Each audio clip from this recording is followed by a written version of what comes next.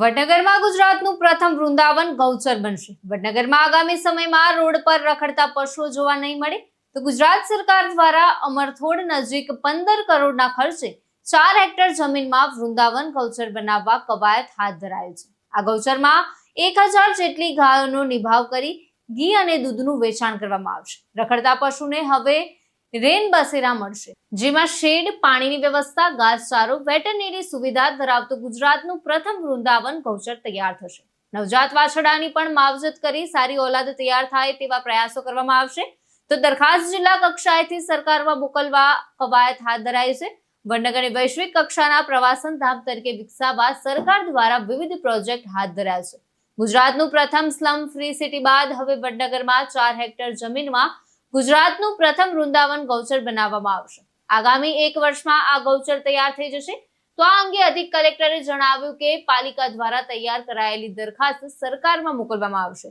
Vrindavan ગૌચરમાં veterinary hospital પણ બનશે। વૃંદાવન ગૌચરમાં મિલ્ક પાર્લર, વેટરનરી હોસ્પિટલ, ઘાયલ પશુઓ માટે આઇસોલેશન શેડ, મેટર્નિટી પેન્સ, પશુઓને બેસવા માટે ઓપન શેડ, ગોબર collection, milk processing centre, storage unit, ગૌમૂત્ર યુનિટ, સિક્યુરિટી ઓફિસ સહિતની સુવિધાઓ હશે। આ ઉપરાંત ઘી અને દૂધનું વેચાણ પણ કરવામાં આવશે।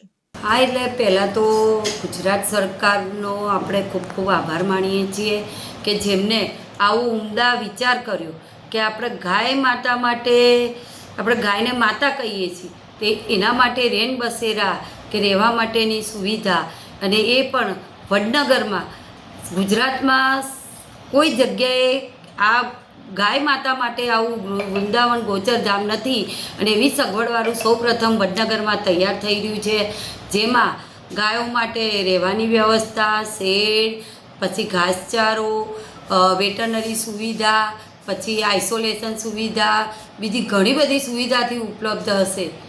અને એ જગ્યા બી મોટી છે, એ લોકોને ગાયોને ફરવાનું બી સારું ફાવે એવી જગ્યા છે। અંદાજે કેટલો સમય લાગશે? 1 વર્ષ જેટલો સમય અંદાજે લાગશે। વસીમ મંસૂરી સાથે ચક્રવાત ન્યૂઝ, વડનગર।